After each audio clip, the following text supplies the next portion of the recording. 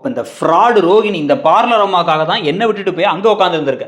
இவளுக்காக C இவெல்லாம் ஒரு மனுஷின்னு இவளுக்காக நீ ஏன் கூட சண்டை போடுற மாதிரி நடிச்சுட்டு போய் அங்கே உட்காந்துருந்தியா அப்படின்னு வந்து இப்போ முத்து கேள்வியை கேட்க இந்த பக்கம் ரோகிணி திருன்னு முடிச்சு போச்சு, நம்ம வாழ்க்கை மொத்தமாக போச்சுன்னு நினைக்கிறதுக்கான ப்ரெடிக்ஷன் தான் இது. ஸோ இப்போ வந்து பார்த்தீங்க அப்படின்னா மீனா அங்கே போய் உட்காந்துக்கிட்டு இப்போ எல்லாத்தையுமே நம்ப வைக்கிறாங்க, தன்னைத்தானே நம்ப வச்சுக்கிறாங்க. நம்ம இங்கே வந்தது ரோகிணியை பற்றி உண்மையை சொல்லக்கூடாதுன்னு இருந்தாலும் ஒரே கல்லில் ரெண்டு மாங்காய் மாதிரி எப்படியாச்சும் நம்ம முத்துவுமே நம்ம புருஷனுமே வந்து இந்த குடிப்பழக்கத்தை விட்டார்னா நல்லது தான். அவர் இப்போ முன்ன மாதிரி குடிக்கிறதுல தான் இருந்தாலும் மொத்தமாக குடிக்காமல் இருந்தாருன்னா நல்லது தான், அதுக்காக தான் நம்ம இங்கே வந்தோம்னு நினச்சிப்போம் அப்படின்னு சொல்லி அவங்க மனசில் நினச்சிக்கிட்டு இருக்க. இன்னொரு பக்கம் வந்து பார்த்தீங்க அப்படின்னா ரோகிணி இப்போ வந்து என்ன பண்ணுறாங்கன்னா, நம்ம சமைச்சு பார்த்தோம் ஒன்றும் வேலைக்கு ஆகலை, நம்ம வந்து காஃபி போட்டு பார்த்தோம் வேலைக்கு ஆகலை அப்படின்னு சொல்லி முடிவு பண்ணி இன்னொரு ஆளை கூட்டு வராங்க. முன்னாடி ராணின்னு ஒருத்தவங்களை கூட்டு வந்த மாதிரி இப்போ இன்னொருத்தவங்களை கூட்டு வராங்க. கூட்டு வந்துட்டு இதோ ஆன்ட்டி இவங்க தான் வந்து கங்கா, இவங்க அதுக்கப்புறம் வந்து நம்ம வீட்டில் சமைப்பாங்க.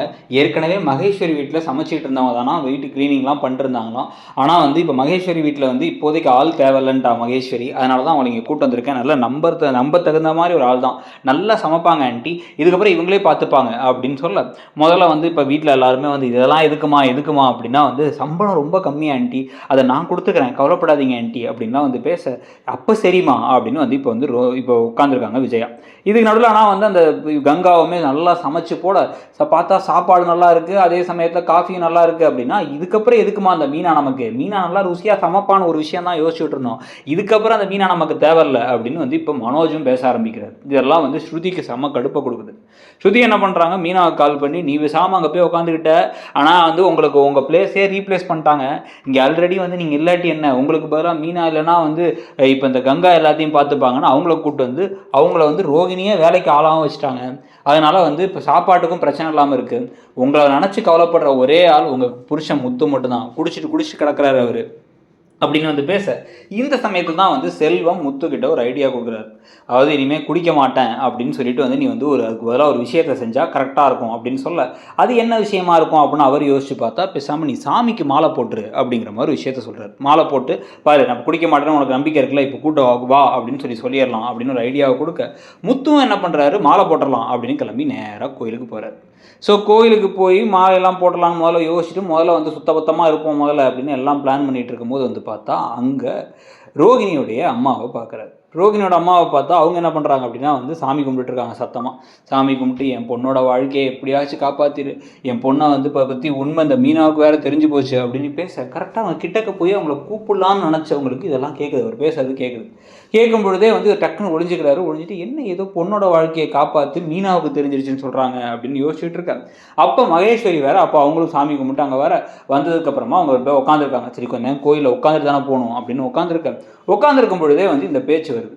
என்ன இருந்தாலும் வந்து ஆன்ட்டி ரோகிணி வாழ்க்கையை நினச்சா எனக்கு பயமாக இருக்குது அப்படின்னு அவங்க சொல்ல, ஆமாம் கல்யாணியை பற்றி உண்மை இந்த மீனாவுக்கு தெரிஞ்சதுல வந்து எனக்கு பக்குன்னு இருக்குது. இதில் வேறு அந்த மீனா என்ன பண்ணிட்டா அப்படின்னா வந்து என்னால் சொல்லாமல் இருக்க முடியாது உண்மையை, ஒழுங்காக நீ உண்மையை சொல்லிவிடு, நான் அது வரைக்கும் வந்து என் புருஷன்ட்ட சண்டை போடுற மாதிரி சண்டை போடுறேன், அப்படியே வந்து அங்கே போய் நான் அது எங்கள் வீட்டுக்கு போய் உட்காந்துக்க போகிறேன் அப்படின்னு அவர் சொல்லிட்டு போயிருக்கா.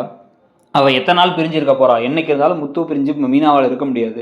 அவளே வந்து டக்குன்னு வந்து திரும்பி வீட்டுக்கே வந்து இது நான் இதுக்கு மேலே பொறுத்திருக்க மாட்டேன், நானே உண்மையை சொல்கிறேன்னு சொல்லிட்டா அவ்வளோதான், கல்யாணியோட வாழ்க்கை முடிஞ்சு, அவளை வீட்டை விட்டு துரத்தி விட்டுருவாங்க அப்படின்லாம் வந்து பேச இப்போ தான் முத்துக்கு ஒன்று ஒன்றா புரிய ஆரம்பிக்குது. இவர் அப்படியே வந்து ஷாக்காகி பார்த்துட்டு இருக்கும் பொழுதே வந்து திருப்பி வந்து கரெக்டாக அப்பன்னு பார்த்து கிறிஷ் வர பார்த்துடுறாரு. பார்த்துட்டு ஹாய் முத்து அங்கிள் அப்படின்னா ஐயோ அப்படின்னு இவங்க ரெண்டு பேரும் பயப்பட, மகேஸ்வரியும் இந்த பக்கம் வந்து அவங்க அம்மாவும் பயப்படும் பொழுதே வந்து இவர் அப்படியே கேஷுவலாக வந்து பேசுகிறார். வந்து பார்த்துட்டு லைட்டாக முறைச்சிட்டு அப்படியே கேஷுவலாக பேசிட்டு என்னடா கிறிஷ் ரொம்ப நாள் ஆச்சு கிறிஷை பார்த்து, வீட்டுக்கெலாம் அடிக்கடி வாங்கம்மா என்னம்மா வராமல் இருக்கீங்க அப்படின்னு சொல்லிட்டு சரிங்க மகேஸ்வரி போயிட்டு வரேன் அப்படின்னு கிளம்புறாரு. கிளம்பி என்ன பண்ணுறாரு அப்படின்னா வந்து இப்போ நேராக இங்கே மீனாவோட வீட்டுக்கு வந்துட்டு மீனாவோட வீட்டு வாசலில் நின்று மேலே வராரு. மேலே வந்துட்டு வந்து மீனா அப்படின்னு கூப்பிட மீனா வந்து என்ன எங்கே வந்தீங்க நீங்கள், எப்படி இருந்தாலும் என்ன ஏமாற்றி என் கூட்டு போனாலும் நீங்கள் குடிக்க தான் போகிறீங்க அப்படின்னு பேசும் பொழுது இவருக்கு வந்து இப்படி கடுப்பாகி வந்து மீனா நான் இப்போ குடிக்க போகிறதில்ல, ஆனால் அதை விட முக்கியமான விஷயம் வீட்டில் ஒரு பெரிய பிரச்சனை ஒன்று ஆகிடுச்சு, நீ இருந்தே தீரணும், அதுக்காக தான் கூப்பிட வந்தேன் வந்ததுக்கப்புறம் திருப்பி நானே உன்னை திருப்பி அனுப்பி விட்டுறேன் அப்படின்னு சொல்ல உடனே அப்படி என்ன அப்படின்னா அங்கே ஒரு பிரச்சனை, நீ வரதுனா வா இல்லைனா நான் கிளம்புறேன் அப்படின்னு சரி வரேன் அப்படின்னு அவங்களும் வராங்க. ஆனால் காரில் வந்துட்டு இருக்கும்போது அவங்க மனசு படப்படப்படான்னு இருக்குது. இவர்கிட்ட வேறு உண்மையை சொல்லாமல் இருக்கும், இவர்கிட்ட தேவையில்லாமல் கோவப்பட கோவப்படுறோம், ஆனால் ஆளே மெலிஞ்சு போன மாதிரி ஆகிட்டார் 2 நாளில். இப்போ ஸ்ருதி சொன்ன மாதிரி இவர் குடிச்சிட்டும் சாப்பிடாமல் இருக்காரா அப்படின்னு வந்து யோசிச்சுட்டு இருக்கும் பொழுதே நேராக வீட்டுக்கு வந்துடுறாங்க. வீட்டுக்கு வந்துட்டு மேலே வந்தோடனே வந்து மாடிக்கு கூட்டு போகிறார். மாடி கூட்டு போய் இங்கே தான் ஒரு சர்ப்ரைஸே உனக்கு இருக்குது அப்படின்னு சொல்ல, சர்ப்ரைஸ் என்னென்னா மாடிக்கு போய் ஏதோ வந்துட்டேன் நான் அப்படின்னா மாடிக்கு போய் நிற்கிறாங்க. நின்றுட்டு ஒரு வேளை ஏதோ செங்கல்லாம் வாங்கி வச்சு ரூம் கட்ட போகிறோன்னு சொல்லி நம்மளை கூப்பிட போகிறாரா, என்ன சொன்னாலும் நம்ம வரக்கூடாது அப்படின்னு மீனா யோசிச்சுட்டு இருக்கும் பொழுது முத்து கீழே வந்துட்டு பார்லரம்மான்னு கூப்பிட அவங்க அப்படியே கேஷுவலாக வராங்க. வந்துட்டு கங்காக்கா எனக்கு ஒரு காஃபி அப்படின்னு சொல்லிட்டு, என்ன முத்து என்ன விஷயம் அப்படின்னா, மாடிக்கு வாங்கலாம் அப்படிங்கிறாங்க. மாடிக்கா அப்படின்னா, ஆமாம் மாடிக்கு வாங்க, ஒரு முக்கியமான விஷயம் அப்படின்னா. நான் ஏன் மாடிக்கு வரணும் அப்படின்னா, ஒரு முக்கியமான விஷயம் உனக்கு லைஃப் மேட்டர் அது அப்படின்னா என்னென்னு ஒரு புரியாமல் லைட்டாக அவங்க பயந்துக்கிட்டே மேலே கிளம்பி வராங்க.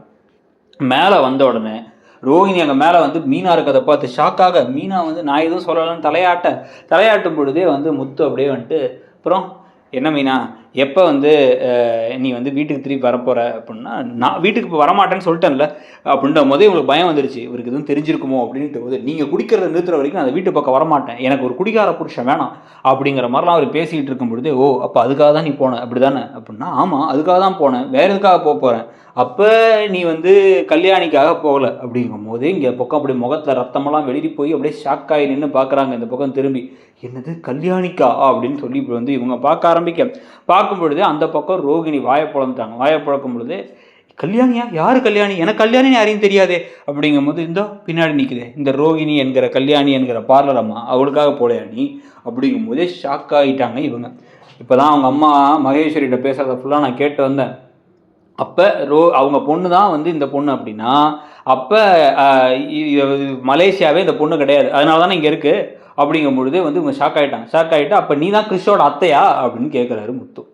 கேட்கும் பொழுதே அப்பாடா, அப்போ இவங்களுக்கு கிறிஸ்டி வந்து நம்மளுடைய குழந்தைன்னு தெரியல அப்படிங்கும் போது, ஆமாம் முத்து யார்ட்டையும் சொல்லாதீங்கன்ற பக்கம் ஒரு ட்ராமாவை போட மீனாவுக்கு இப்போ தலைவலி ஆகிப்போச்சு. ஐயோ உண்மைன்னு ஒன்று புரிஞ்சுக்கிட்டாரு, ஆனால் பாதி உண்மையை புரிஞ்சு வச்சிருக்காரு, இப்பயும் நான் திருப்பி மெயின்டைன் பண்ணி ஆகணுமேங்கும் போது, ஓ இந்த உண்மை தெரிஞ்சதுனால தான் மீனா அப்படி நீ பண்ணியிருக்க, அதாவது உங்கள் அண்ணன் பையனாது, அண்ணன் பையன் இறந்துட்டாரு, அண்ணன் இறந்ததுக்கப்புறம் அந்த பையனை போட்டு அவங்க வளர்த்துருக்காங்க அப்படி தானே, இல்லை வந்து அவங்க பொண்ணோட குழந்தையா அப்படிங்கிற மாதிரி மாற்றி கேள்வி கேட்கும் பொழுது, இல்லை அது எங்கள் அண்ணன் தான் இறந்துட்டாரு அப்படின்னு கதையை விட்டு, நான் மலேசியாவே கிடையாது அப்படின்னு ரோகிணி ஒரு பொய்யை சொல்ல, முத்துவும் வந்து அப்படியே வந்து இந்த பக்கம் மீனாவை திரும்பி பார்த்து, இதுக்காக நீ என்கிட்ட சண்டை போடுற மாதிரி நடிச்சுட்டு போனியா அப்படின்னா அவங்க தலையாட்டும் பொழுதே வந்து, சரி ஓகே விடு, அதுக்கு என்ன பண்ண முடியும், நீ வந்து மலேசியா இல்லைன்னு எனக்கு முன்னாடியே தெரியும், அதே மாதிரி இப்போ நீ பணக்கார பொண்ணு இல்லைங்கிறதும் தெரியும், சரி விடு, இதை நான் எங்கள் வீட்டிலலாம் சொல்லலை, வா மீனா இதுக்காக ஏன் மீனா போனேன், இது என்கிட்ட சொன்னால் நான் புரிஞ்சிக்க மாட்டேனா அப்படிங்கிற மாதிரி பேசிட்டு, நீ இல்லாமல் எவ்வளோ கஷ்டப்பட்டேன்னு தெரியுமா, நீ அப்படியே கிட்டக்க போய் ரொமான்ஸ் பண்ண ஆரம்பிக்கும் பொழுது இந்த பக்கம் ரோகிணி அபாடா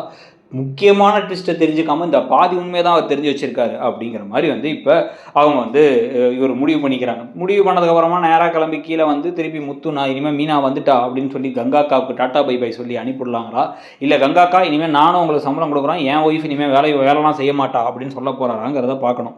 ஸோ இப்படி நடந்தால் என்ன ஆகும்னா, திருப்பி அந்த உண்மையை அப்படியே கண்டினியூ ஆகிட்டு இருக்கும், மீனாவும் இந்த வீட்டுக்கு வந்துருவாங்கன்னு கதை போக வாய்ப்பு இருக்குது. இந்த ப்ரெடிக்ஷனை பற்றி நீங்கள் நினைக்கிறீங்க, இந்த கற்பனை நிஜமாகும்னு நினைக்கிறீங்களாங்கிறதையும் சொல்லிட்டு மறக்காம இடம்பொருள் சேனலையும் சப்ஸ்கிரைப் பண்ணுங்கள். நம்மளுடைய இன்னொரு சேனலான இடம்பொருள் நவுல வேறு பல வீடியோக்கள்லாம் இருக்கும், ரிவ்யூஸ் அண்ட் ஷார்ட்ஸ் எல்லாம் இருக்கும், அந்த வீடியோஸ் சேனலையும் சப்ஸ்கிரைப் பண்ணி நமக்கு சப்போர்ட் பண்ணுங்கள். தேங்க்யூ.